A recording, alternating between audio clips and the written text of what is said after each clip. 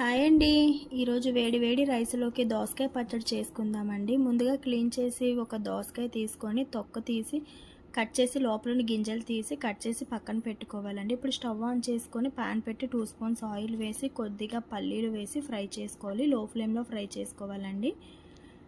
Cut చేసిన పచ్చిమిర్చి, వెల్లుల్లి, జీలకర్ర 1 స్పూన్ వేసి ఫ్రై చేసి తీసి మిక్సీలో వేసుకొని చల్లారాక మిక్సీ చేసి పక్కన పెట్టుకోవాలి. ఇప్పుడు అదే పాన్లో ముందుగా కట్ చేసిన దోసకాయ ముక్కలు వేసుకోవాలండి. దోసకాయ ముక్కలు లో ఫ్లేమ్లో ఒక 5 మినిట్స్ ఫ్రై చేసుకోవాలి. ఇప్పుడు అందులో ముందుగా కట్ చేసి పెట్టుకున్న 4 టొమాటోలను వేసి ఫ్రై చేసుకోవాలి. టొమాటో సాఫ్ట్గా అయ్యే వరకు కుక్ చేసుకోవాలండి.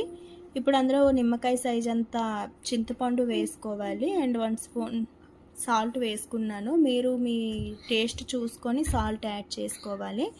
ఇలా టొమాటో కొంచెం సాఫ్ట్గా అయ్యే వరకు కుక్ చేసుకోవాలండి. ఇప్పుడు ఇదంతా చల్లారాక ముందుగా పల్లీలు మిక్సీ చేసుకున్నాం కదా, అందులో వేసుకొని మిక్సీ చేసుకోవాలండి. మిక్సీ చేసి పక్కన పెట్టుకోవాలి. ఇప్పుడు పోపు కోసం స్టవ్ మీద ఒక ప్యాన్ పెట్టి 2 స్పూన్స్ ఆయిల్ వేసుకొని అందులో 1 స్పూన్ ఆవాలు, శనగపప్పు 1 స్పూన్ వేసి ఫ్రై చేసుకోవాలి.